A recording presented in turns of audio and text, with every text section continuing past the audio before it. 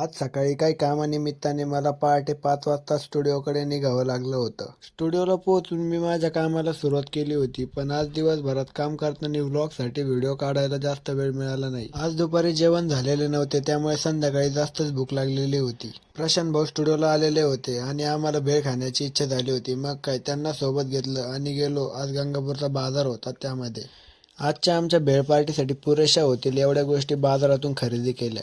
आज खूप दिवसांनंतर कुठल्या तरी बाजारात गेलो होतो, पण लहानपणी घरच्यांसोबत बाजारात जायला जी मज्जा यायची ती आज आलीच नाही.